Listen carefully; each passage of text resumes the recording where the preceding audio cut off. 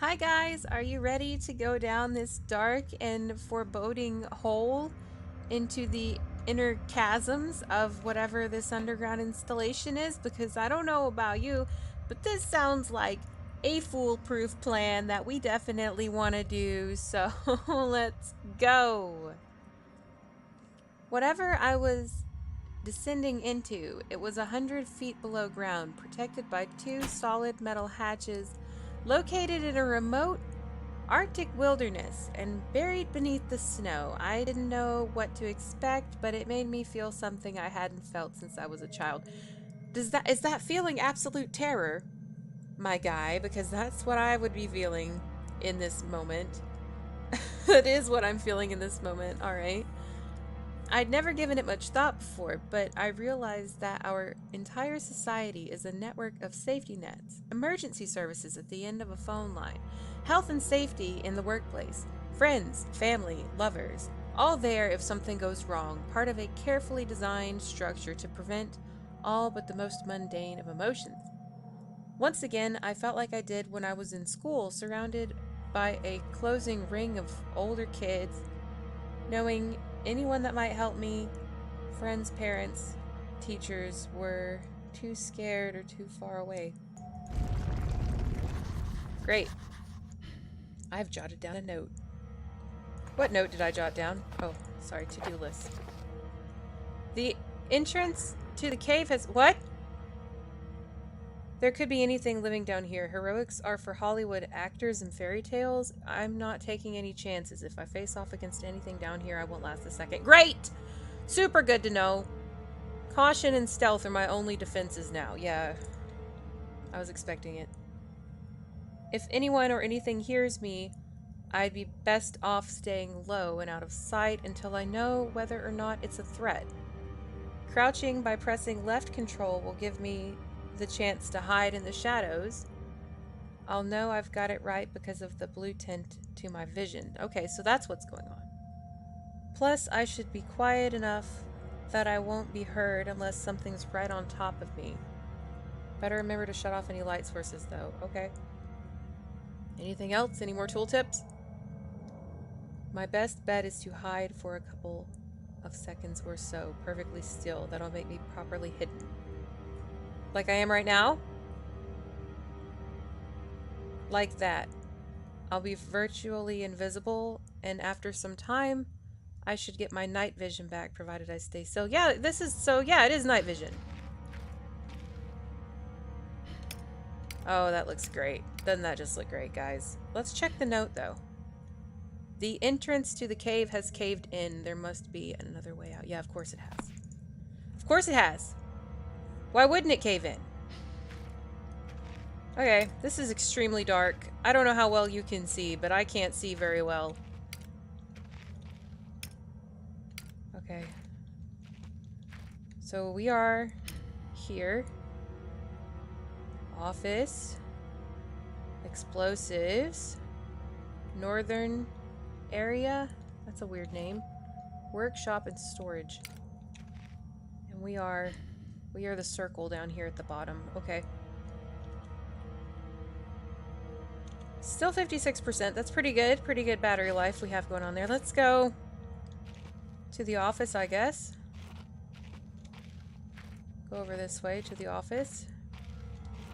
Yeah, I'm gonna be crawling the whole time, buddy. You don't even know. I hope you don't mind. It should be down this way. This way? From the map, it looked like I just keep left. And we'll get to the office. Office. Yes. Yes, office. Let's go in there. Okay, great. Great. Office. Okay. I just don't feel very safe in here, but let's go ahead and... Ooh. Do you see anything in these? I don't see anything good in these. Nope. Okay. So much history in this place, tied up in words and left to decompose. Okay, we have some things here. What is this? A bottle of Baxtrin. Might come in handy. Baxtrin. I don't know a lot about chemicals, guys. Hopefully Baxtrin's a good chemical. It's a picture of a British platoon. It must date back to World War II. I suppose this mine was converted into some kind of bunker. It's a military report dated 1945. Okay, guys, let's do some reading. 15th of August, 1945. Command Bunker Emergency Airstrip Zulu Weekly Report. Another unremarkable week in Greenland.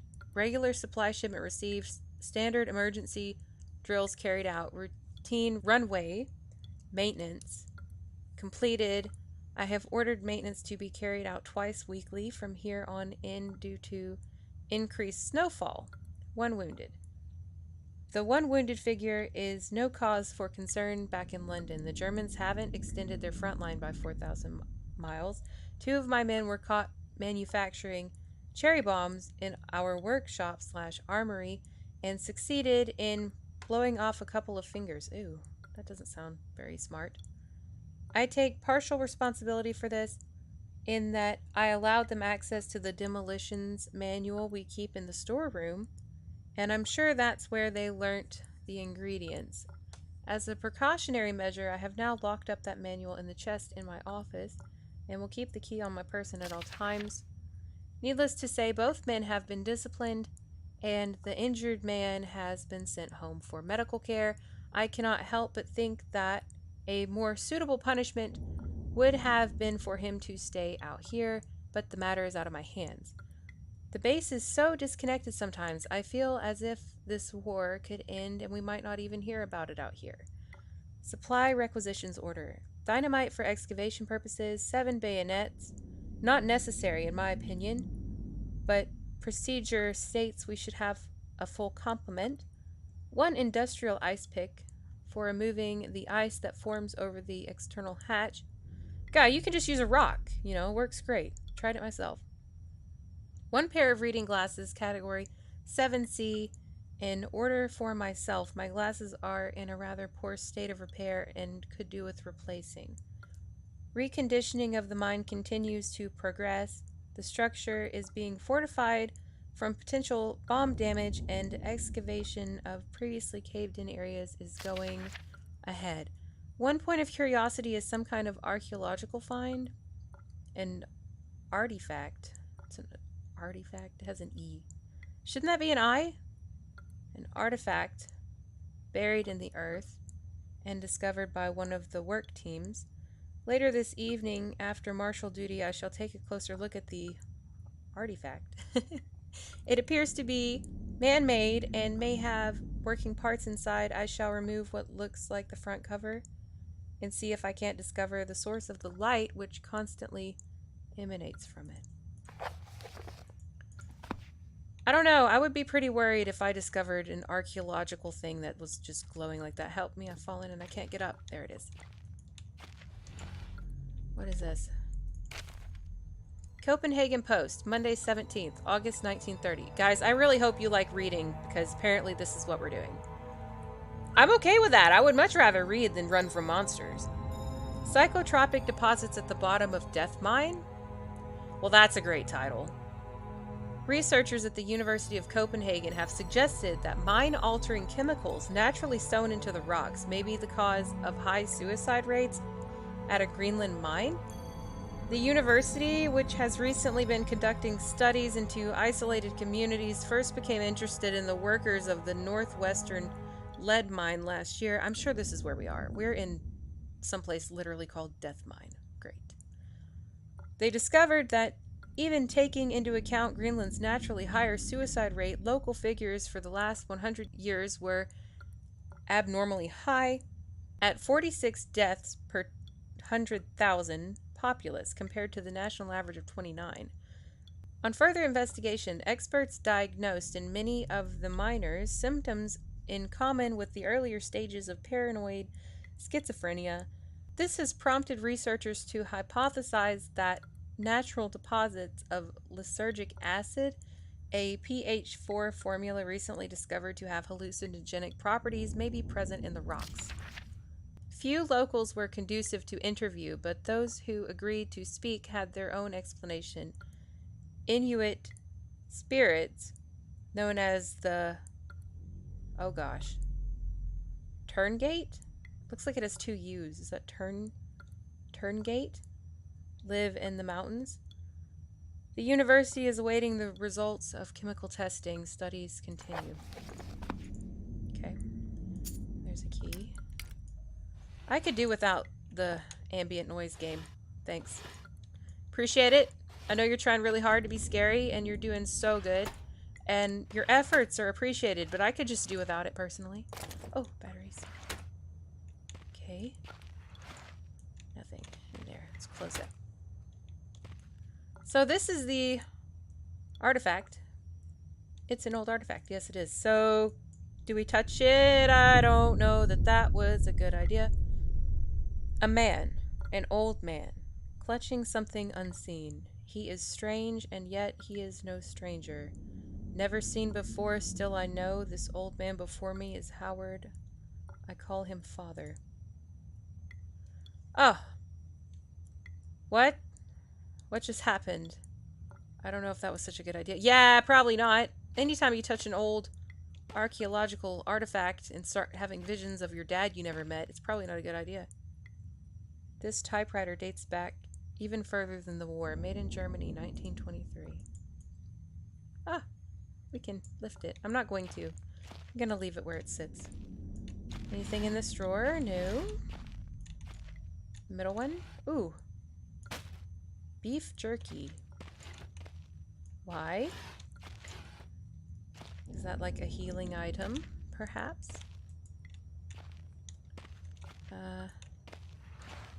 Anything else?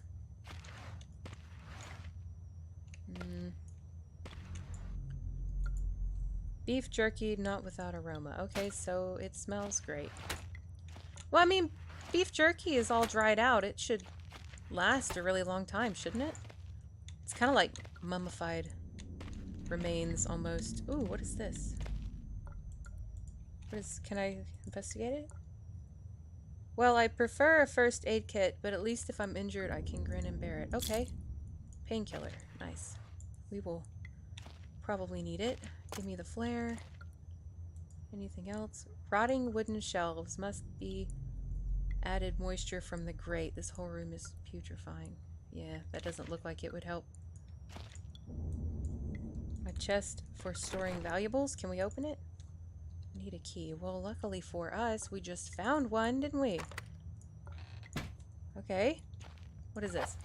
This is the explosive book that he talked about. Okay. Big Book of Explosives, 1923 edition. Oh, are we not going to read it right now? Yeah, we are. How long is this? Oh, it's quite long. Let's read it anyway, though. Okay, chapter 1.3, Black Match Fuse. The black match fuse is one of the oldest, simplest, and most reliable fuses used in modern pyrotechnics. It is easy to create, essentially consisting of just string and gunpowder, but be warned, the chemicals concerned will stain clothing, and as always, due concern is advised. Materials required: string, preferably cotton, black gunpowder, Baxtron, which we have, don't we? Wasn't that the one we just picked up? The string should be coated with a thin layer of Baxtron, which acts as an adhesive. Then the string is then carefully rolled in the gunpowder and left to dry at least a couple of minutes before use. Chapter 2.1, Dynamite.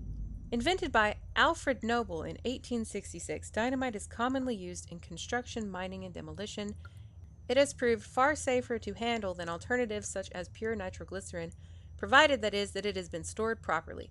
Over time, the explosive component of dynamite, supposedly made safe by the presence of the diatomaceous earth, has a tendency to weep, making an old box of explosives liable to detonate on contact. Materials required: 1 part diatomaceous earth, 3 parts nitroglycerin, a small amount of sodium carbonate, text unreadable, and then simply form into short sticks and wrap in paper. Okay. Chapter 2.3, Trinitrotoluene. I butchered it. It's TNT. TNT was first discovered in 1863 by German chemist Joseph Wilbran, but it took some years before it yielded its true potential. It was because of the difficulty of making it explode and the lesser detonation in comparison with dynamite. The main advantage was discovered by the German Navy, who employed TNT's relative explosive stability in order to cause massive damage to British warships. Their torpedoes could be detonated inside a ship's armor rather than exploding on contact as other shells. Okay. Chapter 2.6, Armstrong's Mixture. Armstrong's Mixture is included in this book as more of a point of interest than a viable chemical mix. The formula exists as somewhat of a legend in modern pyrotechnics, referred to by those knowledgeable enough to stay away from it as death mix. Great name. Its incredible volatility make it unsuitable for almost all potential applications. Materials required: red phosphorus, barium. This mixture can be carefully and slowly mixed to minimize risk to the chemist. Sulfur can substitute for some or all of the barium to slightly decrease sensitivity. Alright, good stuff. Lots of reading. Okay, let's go ahead and go back outside.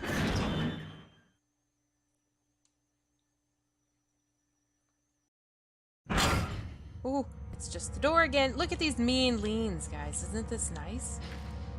You better believe I'm gonna make good use of these mean leans. Just call me...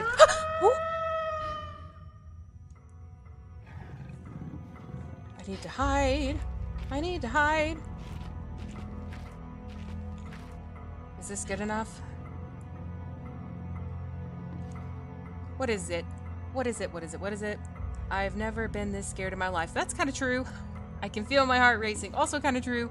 If anything gets within more than a few feet of my hiding spot, I'd better not stare it out. Anything within my field of... Oh, I should have read that whole thing.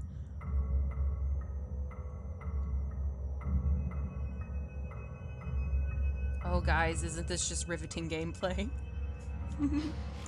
Okay, that's right. We need to move.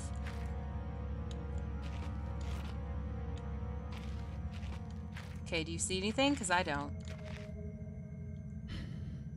Okay, there's the blue tent. I'm assuming what that thing said, which I will read it from the editing room, was that we should get the heck out of Dodge. No, no, no. I hear it. I don't see it. Oh, I see its feet. Oh, it is a dog. It's Ooh, we're so doomed. Oh, crap. Oh, holy moly. We are about to die to this thing. Please go somewhere else. Please go anywhere else but here. It's coming, isn't it? It's gonna eat me. It's gonna eat my bones. It's gonna make a soup out of me. I want to get behind this. This makes me feel safer. Oh, what are we gonna do? Well, this is a good place to end the episode, isn't it? Tune in next time to see me get eaten by a rabid dog. Looking forward to it. Bye, guys.